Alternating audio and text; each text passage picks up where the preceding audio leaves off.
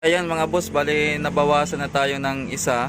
Andito pa yung isa na gagawin natin ngayon. May pangalan pa oh. Basic Bomb. Yan, may number pa, wag na yung number. So bubuksan na natin to mga boss kung anong problema nito. Kay Boss Alan to ng Maynila. So tika lang, sit up ko lang yung camera.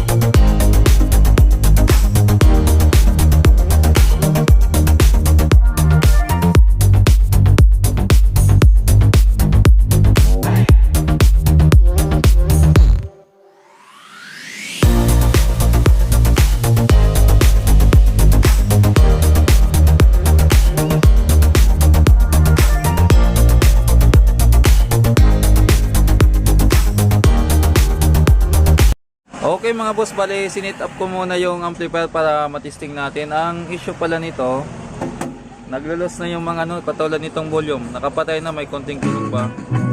Pag pinihit mo, sobrang lakas na agad oh.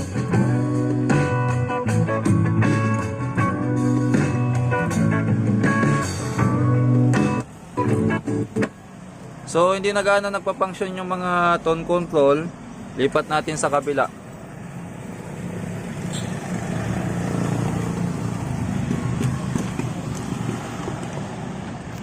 Ay.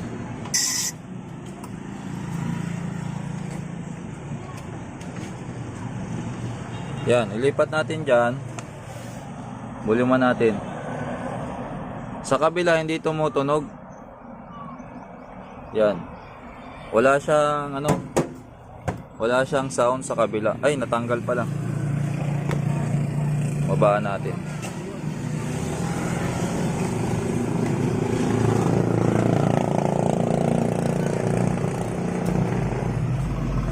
Ayan, may sounds. Sobrang hina. Sobrang hina ng kabila, tapos hindi rin nagpa-function to. So, bubuksan natin. Tansya ko dito, mga potentiometer din ang problema.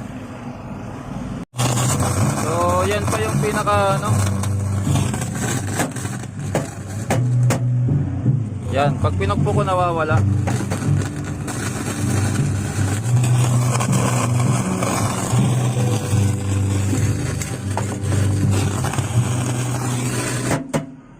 Yon, nawala. Pupukin natin.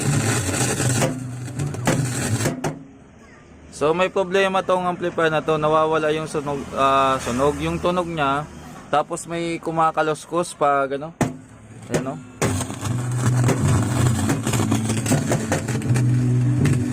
So kailangan mo siyang pukpukin.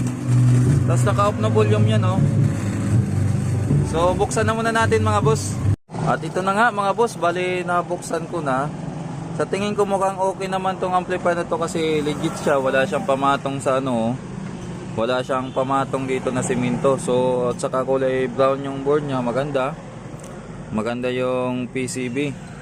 Medyo madumi na ng konti, hindi naman to hindi naman as in sobrang dumi. Yan, medyo madumi. At saka napansin natin yung resistor doon. Yan, zoom natin. Yan. Sunog na yung 10 ohms. Dito wala namang kinalawang, malinis pa. Ang magiging issue nito ay dito sa mga switch. Yung mga switch niya, saka yung mga connector siguro, saka potentiometer. Kaya ang gagawin ko dito, i-refresh natin tong amplifier na to. Bali, para naman matuwa si customer na nagtiwala sa atin. Sa totoo lang, maraming magagaling na manggagawa doon sa Raon, pero mas pinili tayo na tayong humawak nitong amplifier niya. Kaya nakaka-proud din minsan na may mga taong gano'n na nagtiwala sa atin kahit malayo sila. So gagawin ko dito, kakalasin ko muna lahat ng kakalasin natin na lahat ng pinaka board niya, lahat ng board itong sa sa tone, sa volume selector, sa tone at saka sa mic at saka yung main pati yung input selector. Bali huhugasan ko to para malinis naman kasi may mga residue na rin ng dumi oh. Parang sinubukan na rin i-repair tapos may mga dumi-dumi. So pakintabi natin tong board katulad sa mga ginagawa natin sa mga naunang video. So yun ang gagawin natin mga boss. Tapos sana magawa natin ng maayos. So tika lang, i-cut ko na muna at babalikan ko na lang kayo siguro pag medyo mahaba ng skip. Alam nyo naman yung paglinis ng board, na sa video ko naman yan dati. So lilinisan natin to tapos start tayo ng troubleshooting dito pag pag nalinis na natin yung board. So ganun lang muna ang ating gagawin. At balikan ko kayo kung sakaling may mga pagbabago o kaya may magaganap dito sa amplifier na to. Kung wala naman, bukod lang sa paglinis, balikan ko na lang kayo pag malinis na. Okay mga boss, bali nakalas ko na yung board ng amplifier. Medyo madumi na talaga, naipon na nga yung alikabok doon. No? So sa ganitong sitwasyon, kasi ang sira niya nito ay yung isa, kunting pihit mo lang, sobrang lakas na, tapos hindi mo makontrol, hindi na nagpa-function to. Hindi na nagpa-function. Tapos yung isa naman, yung isang channel naman, pag pinihit mo naman, nakasagad na, halos bulong lang yung tunog, tapos may mga kaluskos tayo naririnig. Unang-unang ito troubleshoot nyo muna dyan kung kung hindi pa kayo kabisado talaga dito sa sa amplifier section. Una mo nang step na gagawin nyo dyan, syempre kung susundin nyo yung ginagawa ko, nililinis ko muna lahat ng board.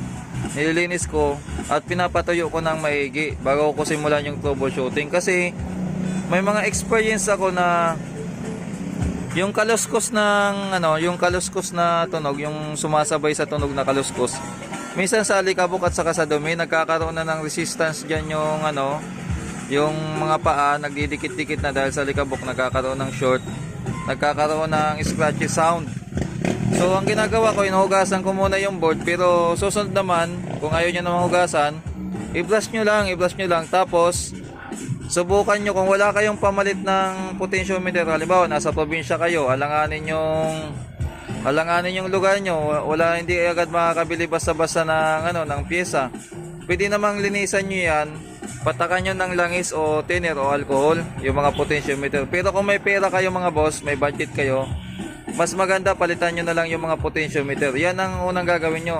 Linis muna, tapos palitan ng potentiometer o kaya hugasan ng board. Ngayon kung ayaw nyo naman hugasan board, natatakot kayo na baka kalawangin o hindi nyo mapatuyo ng gusto, linis lang, brush, tapos potentiometer. Huwag muna kayo magkakalikot dito sa amplifier section. Huwag muna kayo magkakalikot, lalo na kung nakita nyo na ganito naman, maayos naman yung sitwasyon, wala kayong nakitang sunog. Itong sunog na to ay sa output lang, hindi yan problema. So kung wala naman kayo nakitang problema dito na parang nasunog na pyesa, huwag nyo munang kalikutin to para hindi lumaki yung problema. Dito muna kayo sa mga basic, palit muna pihitan.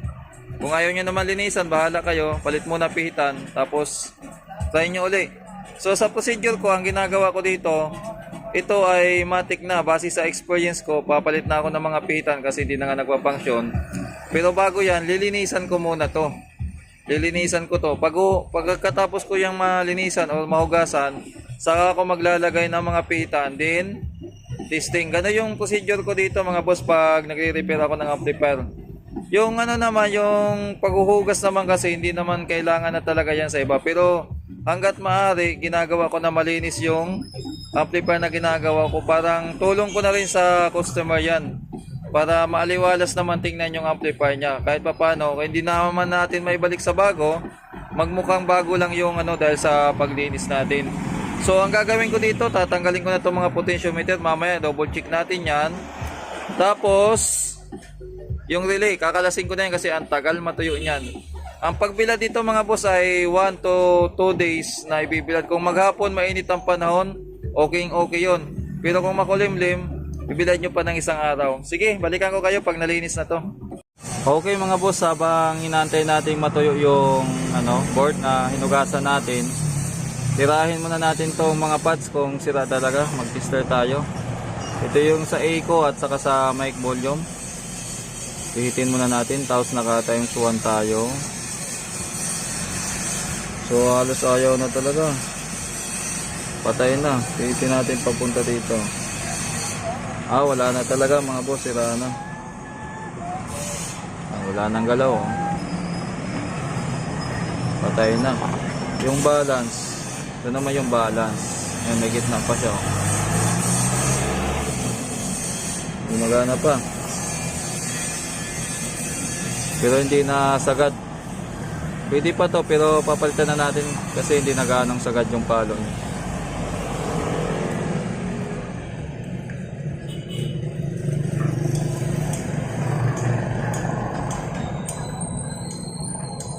Patay na rin.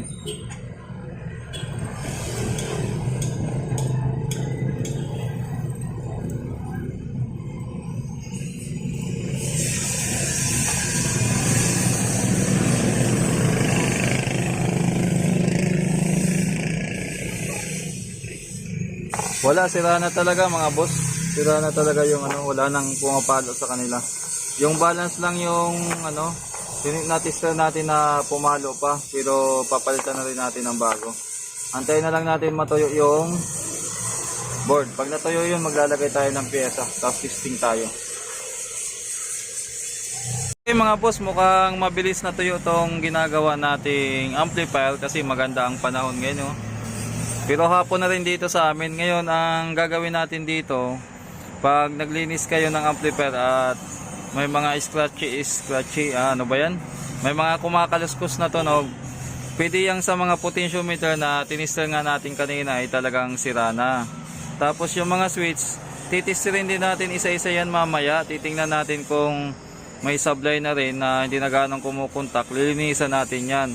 So sa mga pyesa naman, titingnan nyo din kung may mga kinalawang na resistor, capacitor. Double check nyo yan. Tapos kung may ESR meter kayo, check nyo lahat ng capacitor. Lahat ng capacitor i-check nyo. Mamaya titingnan ko yan. Kung may makita akong sira, balitaan ko kayo. Ganon din sa switch. Tapos yung mga connection nya, ito mga connector nya, double check nyo yan. Kasi minsan naglulos din dyan. Kahit hindi siya nagagalaw, nagkakaroon ng problema. Katulad nito, tingnan, ipakita ko sa inyo.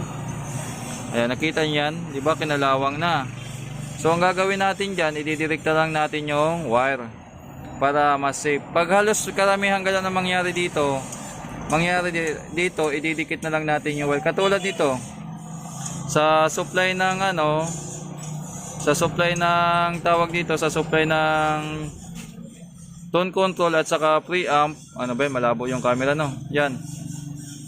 May ano na eh, may sunog na ano eh, dito 'yan eh. Dito 'yan. So may sunog na. Ganun ang gagawin natin diyan mga boss, i-wire na lang natin 'yan.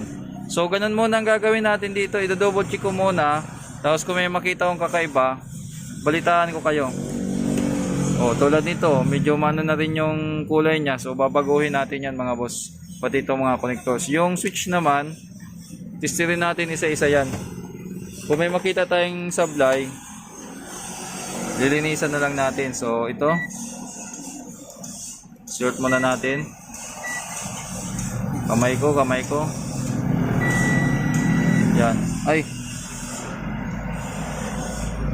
Double check natin.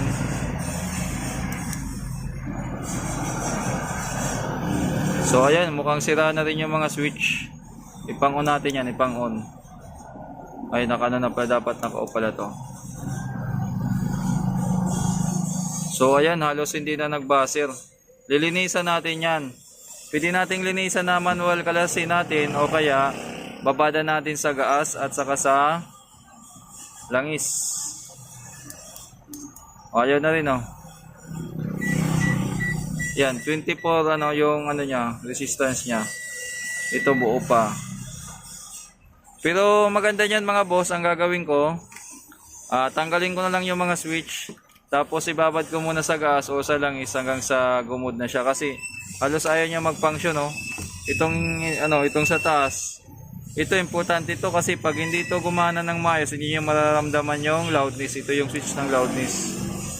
Wala oh. Halos dapat yan buzzer.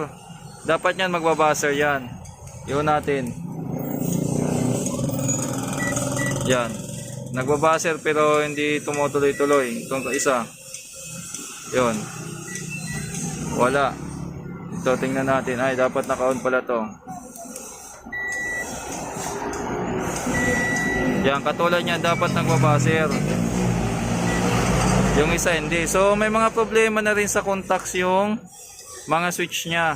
Kakalasin ko yan tapos lilinisan ko na lang. Tapos ang mangyari dito yung mga konektor, may ginawa din tayo di ba ang amplifier na 5 auto din na nabaha. So ganun din ang gagawin natin sa mga koneksyon niya. Kasi baka sumablay na rin to. I-direkta na lang natin yan. Tapos itong iba. So ganun lang muna mga boss, tika lang, balikan ko lang kayo kung sakaling may update na ako. Okay mga boss, bali ginabi na tayo dito sa ginagawa nating amplifier. Medyo napalaban ako ng husto dito. Kung mapapansin nyo, yung focus talaga ng repair natin dito ay sa dito sa dalawa sa harapan. Nagpalit tayo ng mga potentiometer, yan bago lahat yan kasi nung tinister nga natin hindi na gumagana, pati yung main volume. Tapos yung selector switch na sa speaker, ito yung speaker selector switch. Nagpalit tayo ng bago niyan kasi nung tinister ko yung yung switch niya sa ilalim, halos sumasablay na. Kaysa linisan ko, baka mamaya asa na ba yung switch niya, nahulog ata sa ilalim. Teka lang. Kunin ko lang mga boss. So ito yung sirang selector switch niya, may buhok pa. Yan. Okay. Ito yung sirang selector switch niya, medyo ma-dark na dito sa side na to. Hindi natin alam, baka malapit na rin masunog to, kaya inunahan ko na pagpalit, baka mag-back job. Talagang sira naman to, hindi na nagko-contact ng maayos. Tapos yung mga naman niya, itong mga push on na switch, pati to, yung sa S-bus, loudness, itong sa surround, sa equalizer at saka sa mic. Nilinis natin yan una, binuhusan ko ng thinner, din nung nawala na yung pinaka dumi-dumi niya sa ilalim, nang naisuka na, pinalo up ko ng langis para hindi na kumapit yung yung alikabok. Tinister ko naman yan, okay na lahat. So dito naman sa halos wala tayong ganong ginawa dito sa tawag dito sa circuit na to. Nagpalit lang tayo ng bagong resistor. Tapos yung fuse, kasi nakita natin maitim na yung terminal, mas binabuti ko na lang ihinang para sure, baka mamaya pag ginawa ng may-ari binahi, matagtag, maglos, magkakaproblema pa tayo dyan. Tapos yung mga terminal niya, ayan, na kasi ito, nagkaroon na ng kalawang yung pinaka ganito niya, oh. So tinanggal natin yon kasi kasama sa ito yung naging niyan, problema niyan. So pag nag-loose yan, mawawala yung part na yon, yung positive 12, mawawala ng supply dito, magkakaproblema, hindi tutunog yung amplifier. Kaya mainam na pinalitan ko, pero ganyan yung diskarte ko dyan. Ganon din tong pinaka nyo, oh. So ayan, may tama na rin.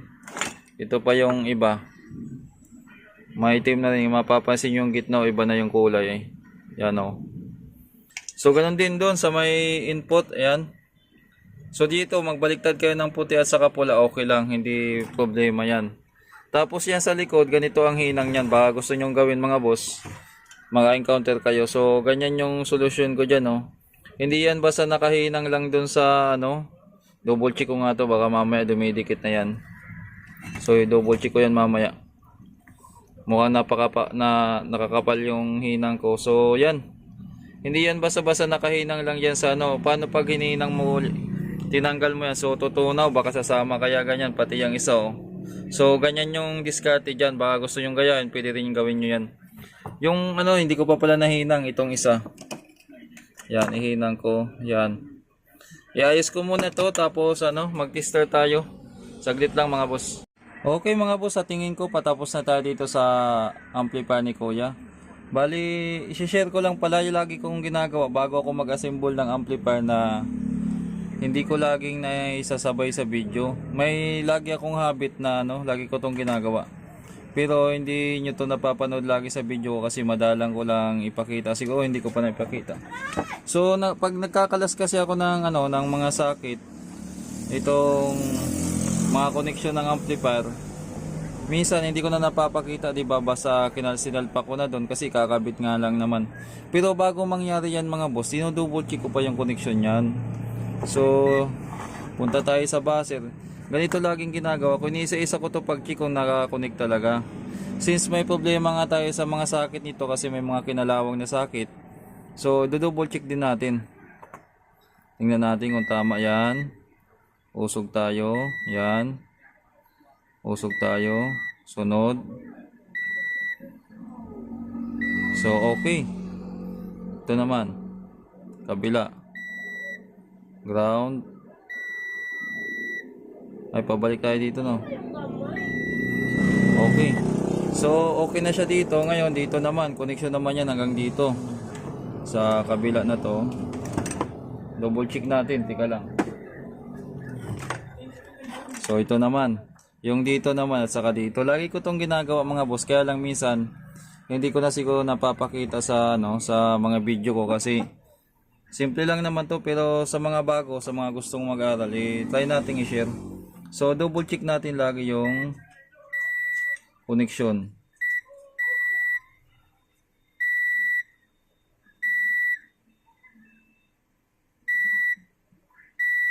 So laging ginagawa natin 'yan. So kahit itong sa connection dito, papunta dito, dino-double check natin yan. Kung nakakonect talaga. Doon naman yan papunta sa from dito. Yan, dito yan. Ito yan. Yan, sunod ground. Sunod naman ay ito. So, ayan, good. Pati itong sa supply. Itong sa supply, chine-check din natin 'yan. Ito yung supply niya, 'di ba? So double check natin 'yan from dito papunta doon. Check natin yung supply. Kabila.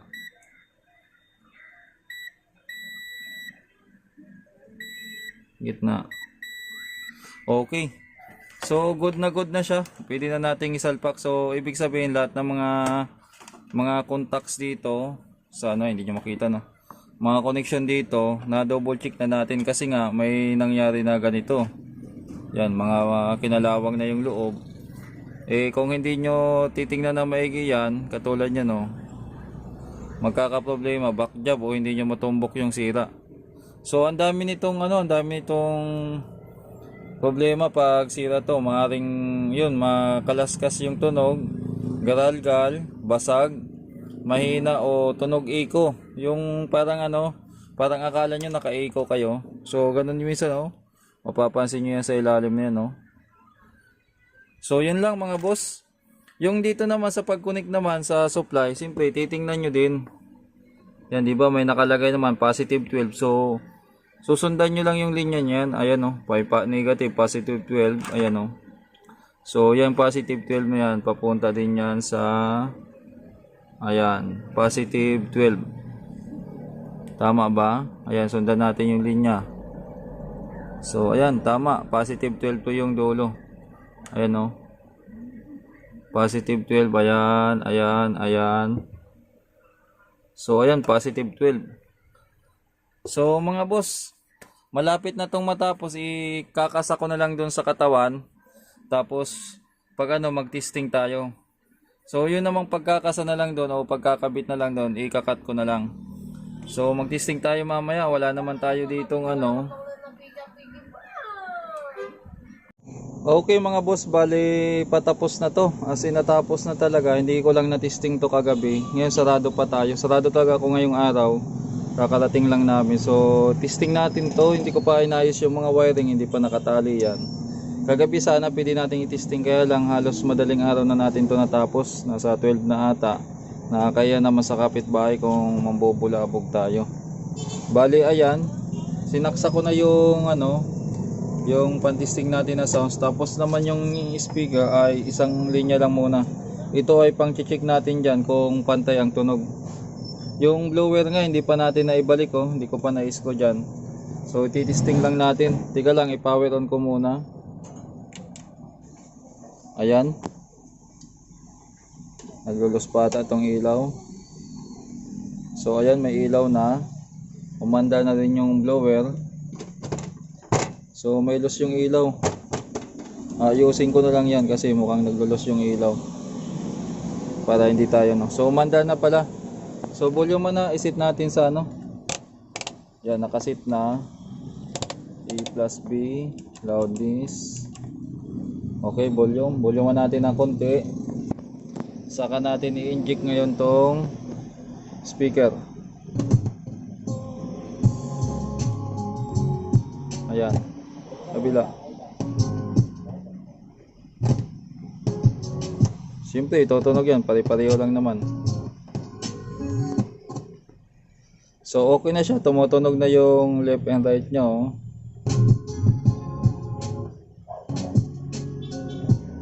Volume natin ng konti. Mahina.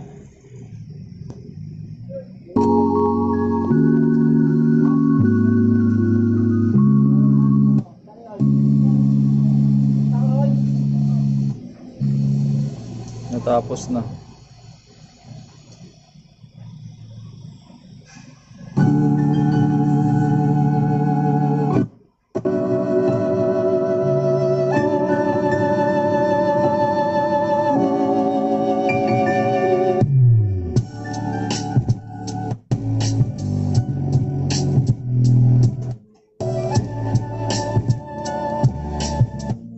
Bawasan natin yung bass, malakas yung bass.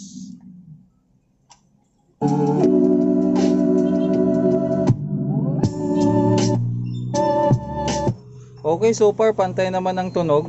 Ikakabit ko na lang yung mga ano dito, yung mga knob niya. Tapos itong ilaw, naglulus pa ata yung ano nito, oh. Tapos tataktakin natin ng ganun mamaya habang tumutugtog kung wala nang supply. So tika lang mga boss, i-finalize ko muna to. Okay mga boss, bali ito na, ibalik ko na yung mga pihitan niya. So testing natin kung nagpa-function lahat ng control dito. Volume natin. Yan. Yung ano, yung input selector. Okay, gumagana yung speaker selector. Okay. Yung balance. Okay. Okay, boss.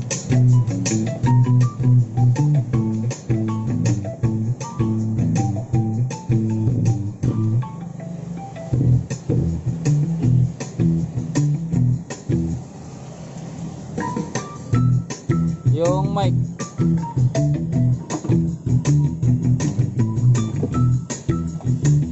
Hello, sound. Hello. Hey, testing. Hello. Okay.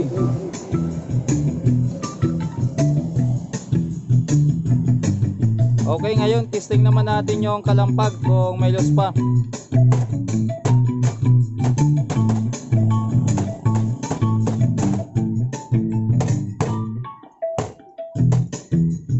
Sorry, Joel, tumama.